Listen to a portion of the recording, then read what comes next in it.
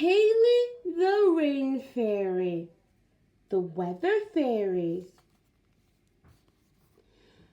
Hayley the Rain Fairy is all adrift without her dazzling rain feather. Rachel and Kirsty set sail to rescue the final feather, but with a flood in full flow, will they ever reach it? So, Rainbow Magic Book Club members, this is the last book from the Wether Fairy series we are going to be looking at today. Here they are. Crystal the Snow Fairy, Abigail the Breeze Fairy, Pearl the Cloud Fairy, Goldie the Sunshine Fairy, Evie the Mist Fairy, Storm the Lightning Fairy, and Hayley the Rain Fairy, who is this fairy today.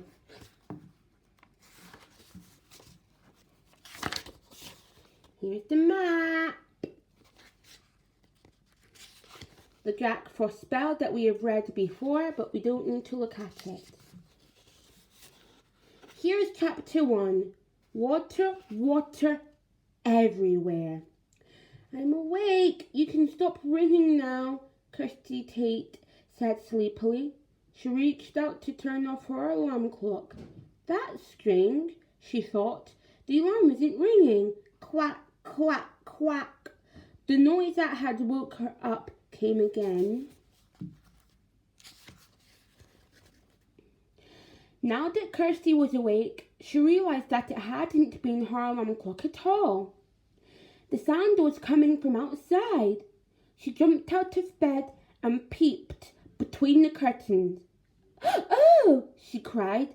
There was water right up to her windowsill, and a large brown duck was swimming past, followed by 5 fluffy ducklings.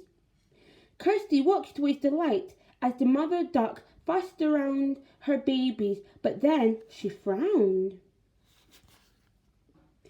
It had been raining really hard in the front garden. The lawn and the flower bed had disappeared under water. Water lapped against the walls of the old barn, and beyond the garden gate, the lane looked like a silvery mirror. Kirsty rushed over to her best friend, Rachel Walker, who was asleep in the spare bed. Rachel was staying with Kirsty for a week of the summer holidays. "Wake up, Rachel, you have to see this," Kirsty said, shaking her friend gently. Rachel sat up and rubbed her eyes. "What's going on?"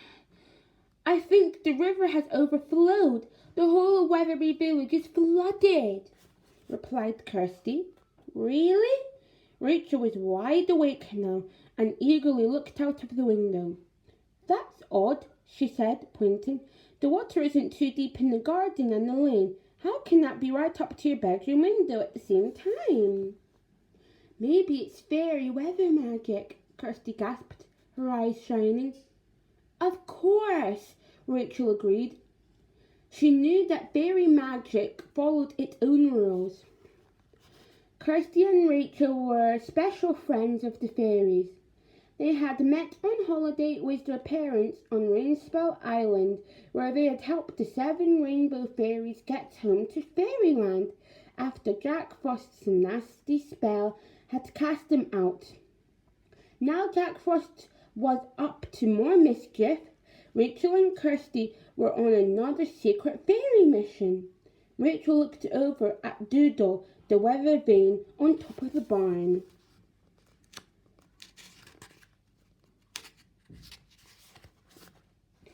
Usually, with the help of the weather fairies, Doodle the fairy cockerel would be organising the weather in fairyland.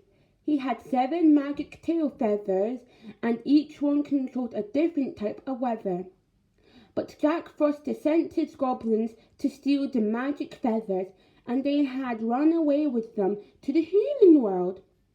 Doodle had given chase, but without his feathers, and out of fairyland, he had transformed into an ordinary metal weather vane. Kirsty's dad had found him lying in the park and brought him home, and that's where he would have stayed until Kirsty and Rachel could return all 7 of his tail feathers and sent him back to fairyland. They had already found 6, so there was just 1 left to find. "Today's the last day of my holiday," Rachel said sadly. "I know. We have to find the magic rain feather today," Kirsty called over her shoulder as she quickly got dressed. "It's our last chance. At least, with all this magic flooding, we can be sure the goblin who stole it isn't far away." As Rachel hurriedly threw on some clothes, there was a tapping noise at the window. "What if that's the goblin?" she whispered nervously. The goblins were mean, and Jack Frost cast a spell to make them bigger than usual. Ooh, it might be a goblin. There was a rule in fairyland that nothing could be taller than the highest tower of the fairy palace, but the goblin still reached up to the girl's shoulders. Kirsty put her finger to her lips. "Shh," she warned, edging towards the window. She peeped out, then threw back the curtains with a smile. An elegant white swan was tapping on the window with its beak, and a tiny fairy was sitting on the swan's back, waving at the girls. "Oh," Rachel gasped in delight, "it's Hayley the Rain Fairy." We're on to chapter 2, Goblin Afloat. Kirsty was just about to open the window and let Hayley in when she hesitated. "All the deep water will rush inside," she said. Hayley laughed. It sounded like a tinkling bell. "Don't worry," she called. "It's fairy rain. It won't spill into people's houses." So slowly, Kirsty opened the window. The water stayed where it was. Rachel leaned forward and saw that a strange invisible barrier was holding it back. "It feels like jelly," she said, poking her finger into it. The water beyond felt thin and wet as normal. Hayley fluttered into the air and blew the swan a kiss. "Thanks for the ride," she said. "Goodbye." The swan dipped its head and glided away like a ship in full sail. "Hello, girls," Hayley sang happily. "Hello again, Hayley," Kirsty replied warmly. She and Rachel had met Hayley in fairyland, along with all the other weather fairies at the beginning of their quest. "We're so glad to see you," put in Rachel. Hayley hovered in the air. She wore a pretty violet sarong-style skirt and a matching top. Her long dark hair was tied up in a ponytail and decorated with a bright blue flower. Yep, that's exactly what she looks like. The book is so shiny, I love that, about rainbow magic fairies.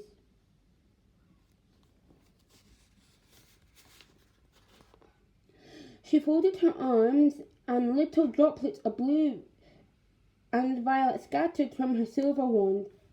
"Right," she said firmly, her blue eyes flashing.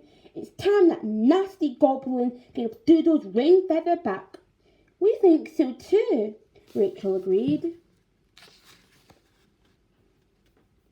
"But how can we look for him with all this flooding? We really need a boat." That gave Kirsty an idea.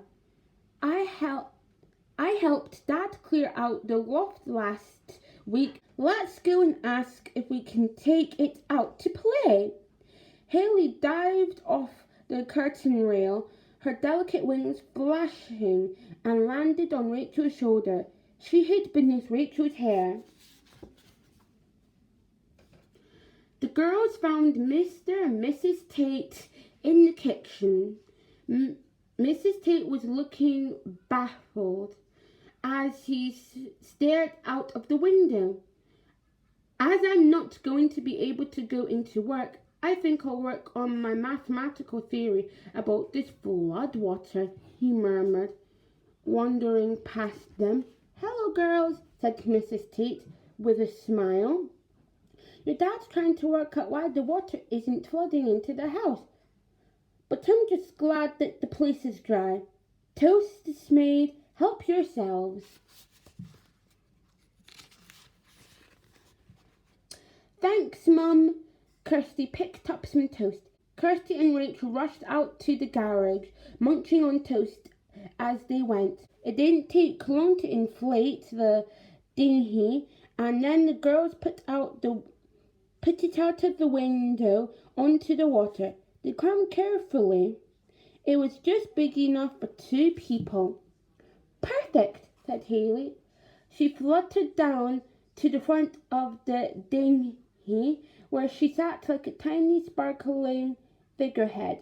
Blue and violet droplets scattered from her wand. Here we go. Rachel dipped her paddle into the water. Kirsty began paddling too.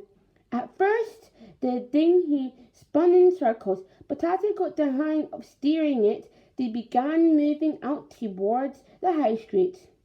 Suddenly, a lady in a yellow mac and wellies leaped out in front of them.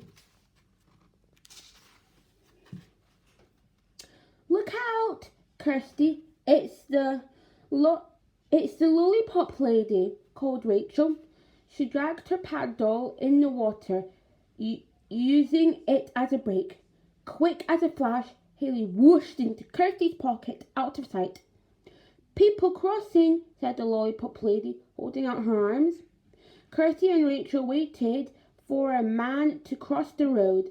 He was pulling up a floating wooden box with a dog sitting in it. Thank you. All clear. The lollipop lady smiled at Rachel and Kirsty as they went on their way. Outside the post office, they saw a group of village children splashing about happily. They all wore wellies and raincoats and didn't seem to mind the pouring rain at all. But not everyone was so happy about it. Kirsty spotted a cat that had sought refuge in an old oak tree in the village green. Poor thing, she said. At least it's safe up there.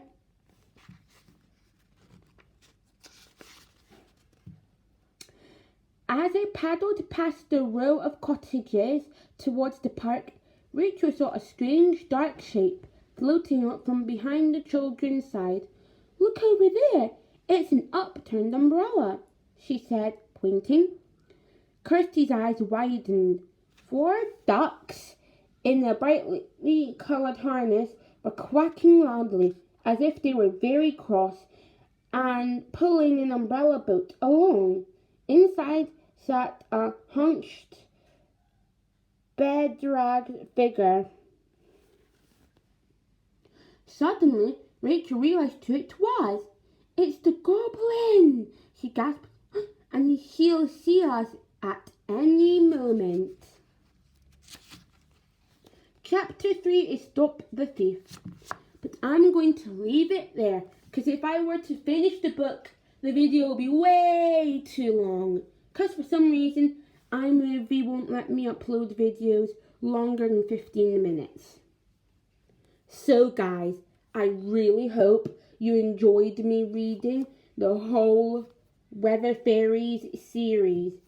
If you want me to read Crystal the Snow Fairy, Pearl, Abigail, Goldie, Evie, Storm again, why don't you go to my playlist of the Wether Fairy series where I was reading them.